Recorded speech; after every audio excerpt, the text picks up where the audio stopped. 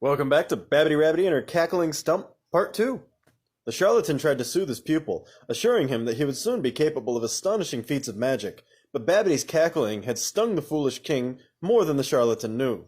"Tomorrow," said the king, "we shall invite our court to watch the king perform magic." The charlatan saw that the time had come to take his treasure and flee. "Alas, your majesty, it is impossible. I have forgotten to tell your majesty that I must set out on a long journey tomorrow.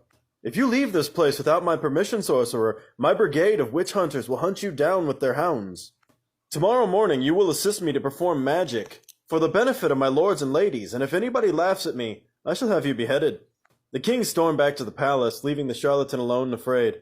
Not all of his cunning could save him now, for he could not run away, nor could he help the king with magic that neither of them knew. Seeking a vent for his fear and his anger, the charlatan approached the window of Babbity the washerwoman. Peering inside, he saw the little old lady sitting at her table polishing a wand. In a corner behind her, the king's sheets were washing themselves in a wooden tub. The charlatan understood at once that Babbity was the true witch, and that she who had given him his awful problem could also solve it. "Crone!" roared the charlatan. "Your cackling, it's cost me dear. If you fail to help me, I shall denounce you as a witch, and it will be you who is torn apart by the king's hounds." Old Babbity smiled at the charlatan, assured him that she would do everything in her power to help.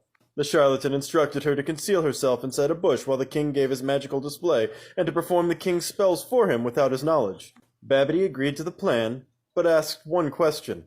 "What, sir, if the king attempts a spell Babbity cannot perform?" The charlatan scoffed.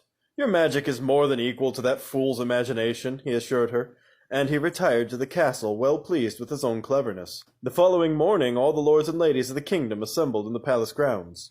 The king climbed onto the stage in front of them, with the charlatan by his side. "I shall firstly make this lady's hat disappear," cried the king, pointing his twig at the noblewoman. From inside a bush nearby, Babbity pointed her wand at the hat and caused it to vanish. Great was the astonishment and admiration of the crowd, and loud their applause for the jubilant king. "Next I shall make that horse fly," cried the king, pointing his twig at his own steed. From inside the bush, Babbity pointed her wand at the horse, and it rose high into the air.